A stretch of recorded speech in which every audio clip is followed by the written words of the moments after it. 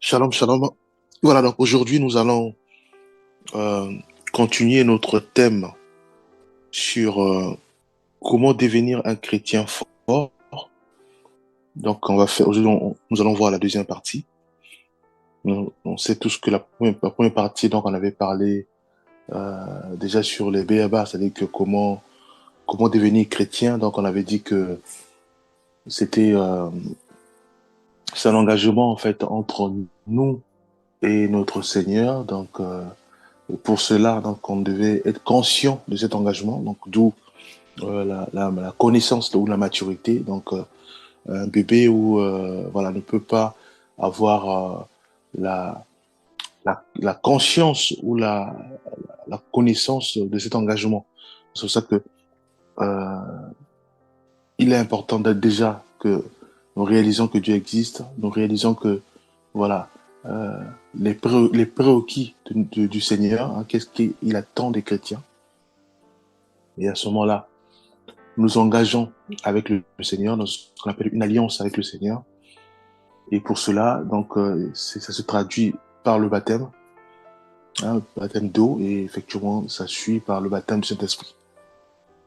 Ah, donc, à quel moment on devient chrétien? C'est quand on lit la Bible et on se rend compte que la vie que je mène actuellement, la vie du monde, c'est quoi la vie du monde? C'est le fait de vivre euh, en suivant en fait la mode. Donc, ça peut être ou en suivant le monde. Voilà. Donc, si par exemple le monde aime critiquer les gens, le monde aime séduire les gens hein, par les habits. On voit un peu les frères s'habiller de manière à séduire les sœurs, ou voilà, où on voit des sœurs s'habiller de manière à séduire des hommes. Et à ce moment-là, nous, voilà, donc nous, on suit ce monde, on suit cette mode de vie, sachant que c'est interdit dans la Bible, puisqu'on ne peut pas séduire. Séduire, ça peut aller très loin. Ou soit on montre les parties de nos corps, ou soit, voilà. Donc, la séduction, c'est un péché. Voilà. Donc, si le monde nous entraîne, par exemple, à mentir, donc on peut mentir dans tous les domaines, ça peut être, on va en banque, on ment. Voilà, on va, par exemple, au niveau des administrations, donc c'est encore de mensonge. Le but, c'est quoi? C'est pour acquérir ce qu'on veut. Et comme il y a des barrières et que il y a des critères et qu'on n'arrive pas à atteindre ces critères-là, on est obligé de détourner ces critères par le mensonge. Voilà. Donc c'est toujours le monde qui, voilà, qui nous emmène, qui nous entraîne sur ce système de vie.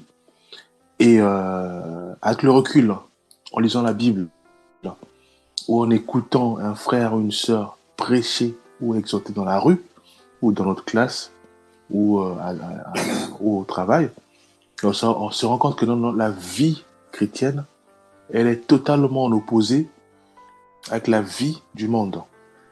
Et qu'est-ce qu'on fait? On prend la décision de suivre ou de vivre la vie chrétienne. Et effectivement, j'ai dit tout à l'heure que ça se traduit par le baptême. Donc ça veut dire que je ne veux plus suivre le monde, je ne veux plus séduire les gens, je ne veux plus mentir, je ne veux plus ou calomnier ou voilà, dire des faussetés à une autre personne ou tricher. Voilà, il y a beaucoup de points où le monde, voilà. De toute façon, le monde vit comme ça. Donc nous, on veut sortir du monde. Et pour sortir du monde, ça traduit sous le fait de ne pas pratiquer ce que le monde nous met à disposition. Le monde veut à tout prix, quand il y a des habits qui sont à la mode, hein, c'est quand il y a des habits, le monde nous pousse à acheter les mêmes habits de manière à ce qu'on puisse être dans le monde, à ce que nous soyons voilà, dans la mode. Le monde nous pousse à ce que quand il y a une nouvelle voiture qui sort, hein, une nouvelle voiture qui est mise en place ou dans le marché, le monde veut à tout prix que nous puissions avoir cette dernière voiture. Voilà. On dit que voilà, nous sommes à la page, nous sommes, voilà, nous sommes à jour. Voilà, donc il y a beaucoup de points que nous trouvons dans le monde qui est contraire à la vie chrétienne. Voilà. Et à ce moment-là, nous on prend la décision de suivre Christ, puisque Jésus-Christ est le modèle parfait des chrétiens et chrétiennes.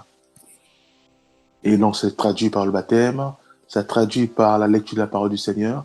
Et c'est aussi, pourquoi? Parce que la parole de Dieu, c'est la boussole d'un chrétien. La parole de Dieu, c'est le guide. La parole de Dieu, c'est la Bible, hein, simplement. Donc, nous devons lire la Bible. Et on sait tous qu'avant de lire la Bible, ce qu'on l'avait dit, hein, qu'il fallait prier pour que Dieu nous donne la force de mieux comprendre la Bible, pour que son Esprit Saint puisse vraiment nous éclairer en lisant la Bible. Mais on a aussi dit que la vie chrétienne, une fois qu'on a le baptême, donc on a cette vie de la méditation biblique pour mieux comprendre les règles de la vie chrétienne, donc c'est la Bible, tout est dans la Bible. Et aussi, on avait dit aussi que un chrétien ou une chrétienne doit prier. La prière, c'est comme c'est la respiration d'un chrétien. Et effectivement aussi la lecture de la Bible ou la méditation biblique, c'est aussi la respiration d'un chrétien. Alors pourquoi la prière? Parce que la prière nous rapproche du Seigneur. La prière nous permet à ce qu'un chrétien ou une chrétienne puisse communiquer avec son Créateur, avec son Dieu. La prière permet à ce que si par exemple on est angoissé, on a des difficultés ou on est stressé, soit parce qu'on a les examens à l'école ou par exemple on a des évaluations, le fait de prier, Dieu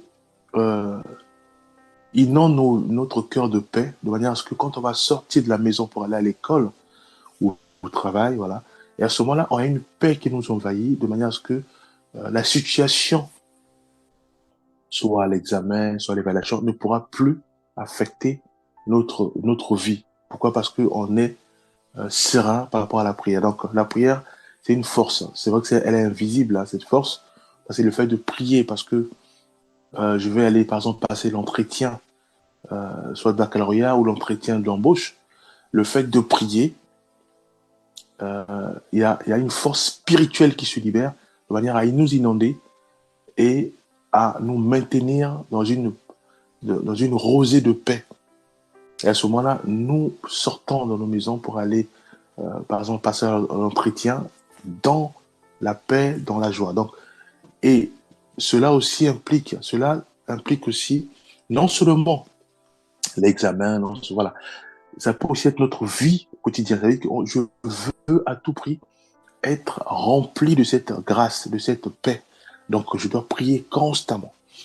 Et aussi, la prière permet à un chrétien ou une chrétienne de faire face aux tentations.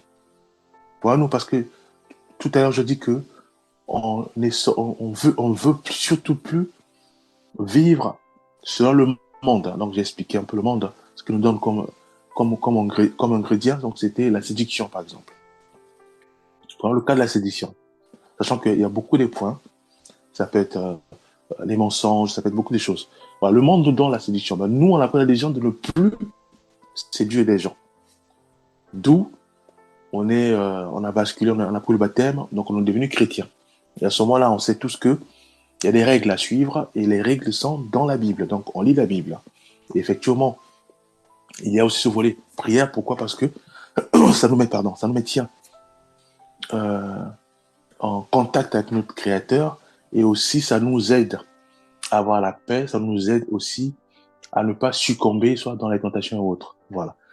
Et pourquoi tentation? Parce que nous, on peut sortir. Ça veut dire que le monde peut venir nous séduire. Voilà, nous. Donc, le monde peut venir nous séduire à ce moment-là. La prière, en priant, la prière va faire de telle sorte que, comme j'ai dit tout à l'heure, que c'est une force invisible hein, qui va nous imbiber, de manière à ce que si un frère vient me séduire, ou un frère vient me dire, voilà, je vais te marier avec tout l'argent, mais il pose la condition de dire que voilà, il faut d'abord qu'il y ait intimité hors mariage. On sait tous que la Bible interdit. Voilà, donc pour ne pas succomber à ce frère, sachant que ça fait peut-être des années que je cherche un mari. pour ne pas succomber, c'est la prière qui va, voilà, à force de prier, la prière permet à ce que en moi, hein, je sois inébranlable, je ne sois pas perturbé par ce genre de séduction. Hein, ça peut être aussi une sœur, hein, donc c'est vice versa. Hein, comme un frère, il cherche une épouse, voilà, il trouve pas, donc des années, après c'est une sœur qui arrive pour dire voilà, je veux te marier, mais à condition que voilà. Donc là, effectivement, c'est un péché. Un péché dans le sens où la sœur dit que avant le mariage, il faut qu'il y ait d'abord l'acte d'intimité. Voilà. Donc à ce moment-là, on sait tous que c'est un péché. Parce qu'il faut d'abord le mariage euh, avant l'intimité et aussi avant les enfants. Voilà, donc c'est ça. Donc la prière aussi nous aide à expulser les tentations ou euh, à résister aux tentations. Voilà, à résister au diable, aux tentations. Donc là, maintenant, aujourd'hui, on va avancer.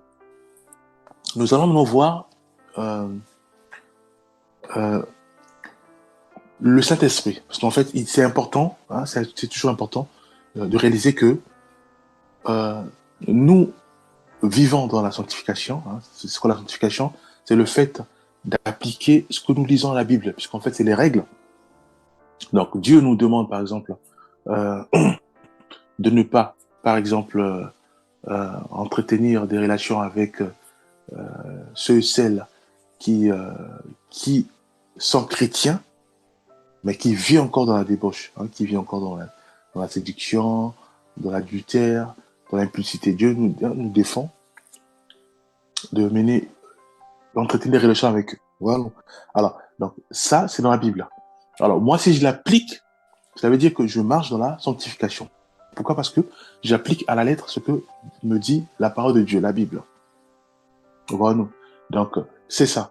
Et à ce moment-là, le but, c'est quoi? Le but, c'est d'arriver à imiter Christ, de imiter la vie de Jésus-Christ. Et pour cela, nous devons beaucoup poser ce genre de questions. Si par exemple, je suis confronté avec quelque chose ou par exemple, je cherche à tout prix à, à, à marcher dans la dimension, par exemple, de Jésus-Christ, je dois poser la question. Qu'est-ce que Jésus-Christ a fait? Hein, qu'est-ce qu'il avait fait pour arriver à ce point-là? Ou qu'est-ce qu'il aurait fait pour, face à ma situation, ou face à mes problèmes, ou face à mon problème, voilà, il y a beaucoup de choses. Et à ce moment-là, ça va toujours nous renvoyer dans la Bible. Cette question va toujours nous renvoyer dans la Bible. Pourquoi? Parce que c'est la solution de tout dans la Bible. Voilà, nous. On sait tous que Jésus-Christ priait beaucoup. Donc, le matin, il priait. Avant même qu'il puisse travailler, il priait. Avant même qu'il puisse se déplacer, il priait. Pourquoi? Et c'est là où on s'est rendu compte que lui aussi, il cherchait la volonté de son Père. Parce il va dire dans donc, on va quand même lire un verset. Donc, on va lire un verset. C'est très important. Donc, nous allons lire Matthieu 11, versets 25 à 27. Donc, ça, c'est la prière, hein, de Jésus-Christ. Voilà, Matthieu 11, versets 25 à 27. On va prendre une prière de Jésus-Christ. En ce temps-là, Jésus prit la parole et dit, je te loue. Donc là, c'est la prière de louange. Il entend louer son Père. Je te loue, Père, Seigneur du ciel et de la terre, de ce que tu as caché ces choses aux sages et aux intelligents, et de ce que tu les as révélées aux enfants. Oui, Père, je te loue, de ce que tu l'as voulu ainsi. Toutes choses m'ont été données par mon Père, et personne ne connaît le Fils si ce n'est le Père. Personne non plus ne connaît le Père si ce n'est le Fils, et celui à qui le Fils veut le révéler. Voilà, nous, sur cette prière, il y a beaucoup de choses qui nous est dites, dans le sens où on voit cette communion, cette symbiose entre le Fils et le Père. Donc on voit cette culture de la prière constante, puisqu'on sait tous que le dialogue entre euh, Jésus-Christ et son Père ça se traduit par la prière. Donc, le dialogue d'un père avec son fils ou d'un père avec sa fille, c'est le dialogue. Et on sait tous que euh, pour les chrétiens, dialoguer avec son Créateur, c'est la prière. Donc, ici, on nous montre bien cette vie de prière constante de Jésus-Christ avec son Père. Voilà, nous. Donc, à force de prier, la prière, ça peut être quoi? Ça peut être juste, Seigneur, je veux absolument, selon ta volonté, bien sûr, marcher dans la dimension de Jésus-Christ. Je veux être comme Jésus-Christ, comme lui. Je veux faire comme lui. Aide-moi. Révèle-moi les choses cachées. Fais-moi grâce, vraiment, de marcher dans la dimension de Jésus-Christ. Il va nous révéler, il va nous dire, voilà, il y a ça qui manque. Tu as encore la haine, là. Il faut prier beaucoup pour que, voilà, cette haine-là disparaisse. Tu as encore les mensonges. Tu as encore une partie de la séduction en toi. Voilà. Dieu va toujours nous révéler. Mais à quel moment il révèle? C'est quand nous prions. Alors, si nous prions pas constamment, Dieu, ça va être un peu compliqué. C'est un peu un dialogue. Si je parle pas avec mon père constamment, ou je parle pas avec ma mère constamment, donc il y aura pas le retour. Donc, ma mère ne pourra pas me parler parce que j'ai pas posé une question. Certes, elle peut me parler, voilà, autre chose. Mais tant que je pose pas une question ciblée et précise me concernant, voilà, donc ma mère ou mon père ne pourra pas me répondre sur cette question qui, qui est précise et me concernant. Voilà, donc Jésus-Christ priait constamment. Donc ça veut dire que moi, si je veux, par exemple, aller à l'école, je dois obligatoirement prier, Seigneur, je dois aller à l'école, touche-moi, fortifie-moi et guide-moi, oriente-moi. Enlève tout ce qui est tentation, tout ce qui est, voilà, euh, tout ce qui n'a pas ton nom, de manière à ce que je sois fidèle à toi en allant comme en rentrant à la maison. Voilà. Donc c'est une prière. Donc ça, c'est le mode de vie de Jésus-Christ. Et jusqu'au point où il priait maintenant de manière à rechercher la volonté du Seigneur dans tout ce qu'il fait. La foi n'est que, avant de faire quelque chose, il priait, il montait au mont de l'Olivier pour prier. Et le lendemain, il dit, voilà, allons de l'autre côté, allons dans l'autre, dans un autre, voilà. Il dit, voilà, allons de l'autre côté, voilà, allons prier, prêcher là-bas. Voilà, donc c'était sous l'orientation du Saint-Esprit. Donc, il est toujours important, nous, en tant que chrétiens, pour devenir forts, nous devons rechercher maintenant la volonté de Jésus-Christ, sa volonté, la volonté de Dieu dans notre vie. Est-ce que le projet que je fais, est-ce que c'est ce que le Seigneur veut, ou c'est mes pensées, ou c'est mes désirs, ou voilà, ou c'est ce que je veux? Est-ce que ce que je vais acheter, est-ce que c'est la volonté de Dieu, ou c'est parce que c'est ma convoitise? Voilà. Donc, c'est ça, c'est très important. Et aussi, le Saint-Esprit. Donc, nous devons prier. Saint-Esprit, conduis-moi, guide-moi, oriente-moi, parle-moi.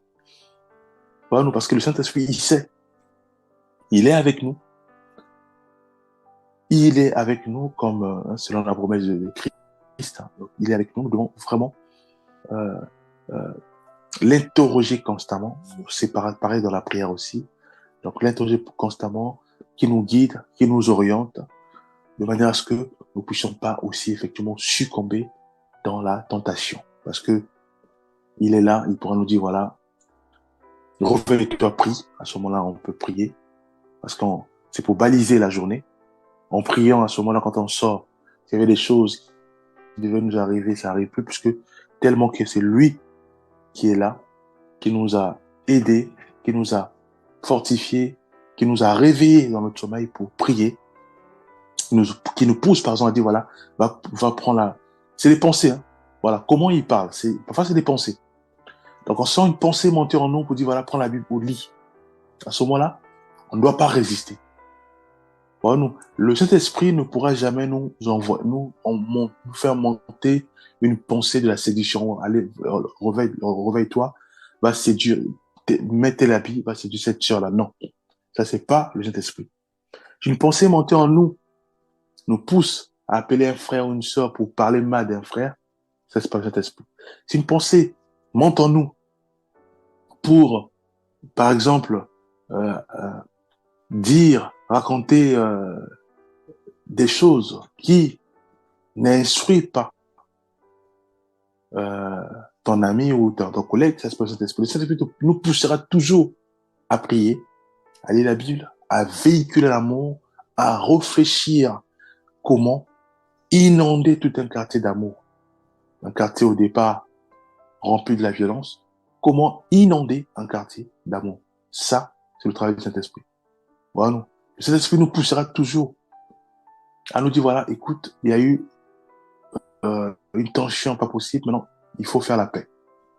Le Saint-Esprit nous poussera toujours vers notre Père. Il dit, bah, papa, pardonne-moi parce que j'ai mal agi. Maman, pardonne-moi parce que j'ai mal agi. Voilà, nous. Alors, si on a de telles pensées qui montent en nous, nous devons les appliquer instantanément. Parce que ça, c'est le Saint-Esprit. Le Saint-Esprit, pour l'écouter, lui, c'est simple. Les pensées montent en nous, ou il nous parle de façon audible, ou c'est des pensées qui montent en nous, mais ça va être des pensées accompagnées d'amour. Je m'explique.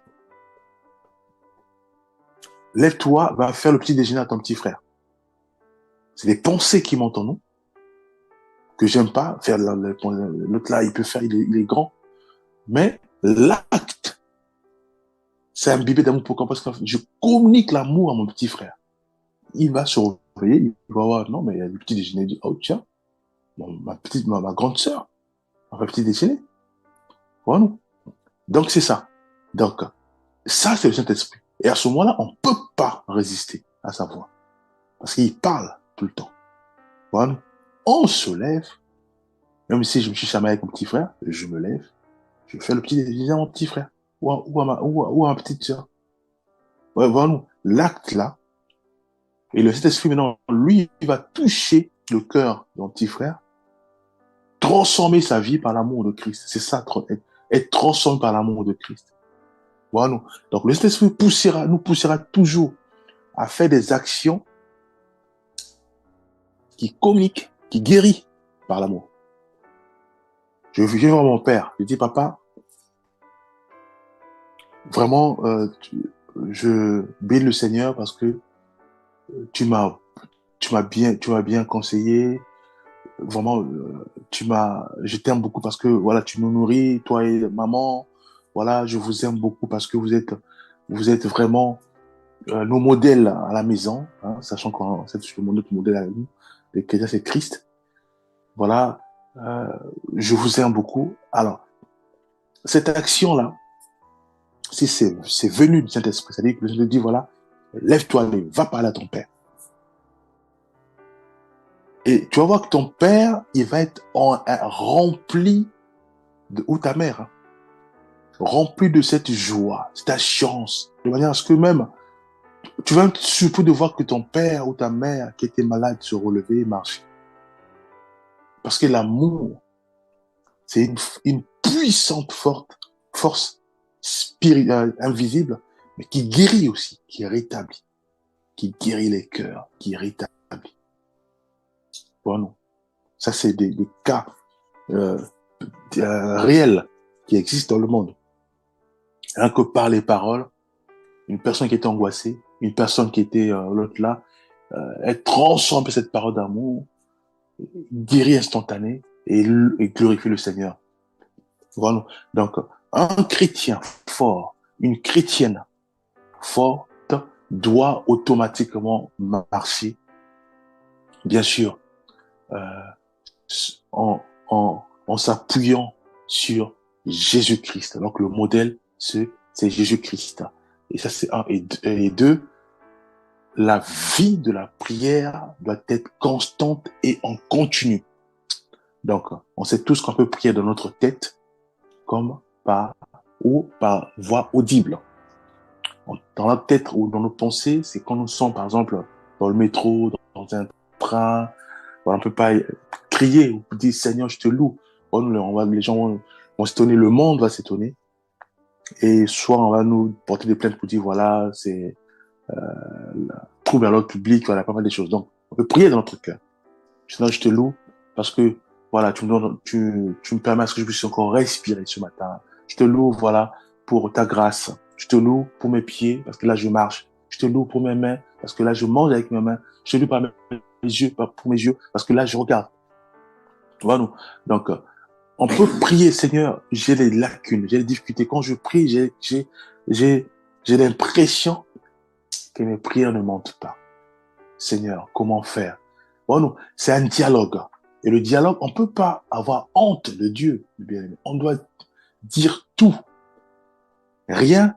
On dit tout. On dit tout. Donc, il n'y a pas des choses au-delà de non. On dit tout. Seigneur, j'ai du mal. J'ai remarqué quand je prie, la prière ne monte pas. J'ai du mal quand je prie, je n'ai pas la réponse. Que faire? Il va nous parler. C'est un dialogue. Il va dire, là, maintenant, tu dois commencer maintenant à jeûner. Voilà, c'est un peu comme l'image de disciples, où le papa qui avait son enfant qui était épilepsie est venu voir Jésus, mais Jésus n'était pas là, où il y avait ses disciples. Et ils ont prié, mais l'enfant n'était pas guéri. Voilà. Et c'est quand Jésus-Christ va arriver, et à ce moment-là, l'enfant va être guéri. Et les disciples ont dit, mais attends, mais comment tu as fait? Pourquoi nous, on n'a pas pu guérir l'enfant? C'est là où Jésus-Christ va dire que ces genres d'espèces ne sortent que par les jeûnes et prières. Et on sait tous que Jésus-Christ avait cette vie-là, de jeûne et de prière.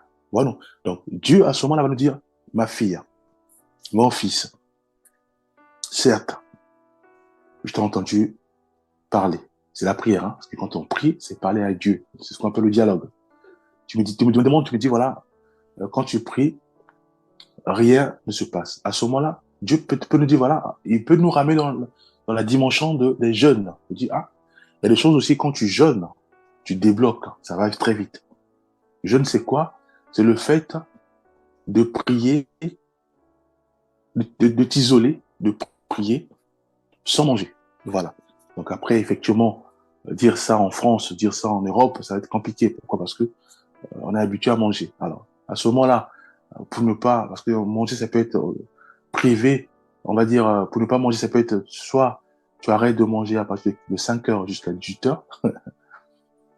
Donc, de 5 heures à 18 heures, c'est une journée où tu consacres à la prière. On sait tous qu'il y a des enfants, il y a des personnes âgées, voilà, qui ne supportent pas. Il y a ceux et celles qui ont des médicaments à prendre à ce moment-là. On peut commencer, par exemple, de 5 heures à midi, par exemple. On dit, voilà, de 5 heures à midi pile, je ne mange pas. Maintenant, à midi, 1 minute, je peux manger. Voilà. Donc, voilà, c'est progressif, petit à petit. On peut dire, oh, bon, non, je ne pourrais pas supporter de 5 heures à midi. Donc je vais, par exemple, me priver du petit déjeuner. Donc, je mange, je ne prends pas le petit déjeuner, mais je prends que le déjeuner. Ça veut dire que de 5 heures à 11 heures, je ne mange rien. Et bon, à midi, je prends le déjeuner. Voilà. Donc, petit à petit, le but, c'est quoi? C'est d'arriver à faire de 5 heures à 18 heures. Voilà, donc, c'est ça. Donc, on prive de tout et on se focalise dans la prière. C'est quoi? La prière, on a tout dit que c'est juste un dialogue. Donc, je prie, Seigneur. Maintenant, je suis tout à toi. Je me suis privé de mon petit déjeuner et je veux absolument que tu puisses me parler. Je veux absolument avoir ce que je demande, selon ta volonté, bien sûr. Je veux absolument, quand je prie, qu'il y ait des réponses instantanées. Voilà. En priant, Dieu peut nous dire, voilà, écoutez, j'ai entendu ta prière. Maintenant, je valide ton jeûne. À ce moment-là, quand tu vas prier, si Dieu veut, il veut t'exaucer, mais selon son temps à lui, il te dit, voilà, j'ai entendu ta prière, mais tu seras exaucé, par exemple, dans 1 mois ou dans 2 mois. Au moins, tu as la réponse à ta prière. Même si tu n'as pas ce que tu entendais, tu n'as pas ce que tu voulais. Seigneur, je veux avoir une voiture, par exemple, parce que tu veux faire des courses, parce que tu vis là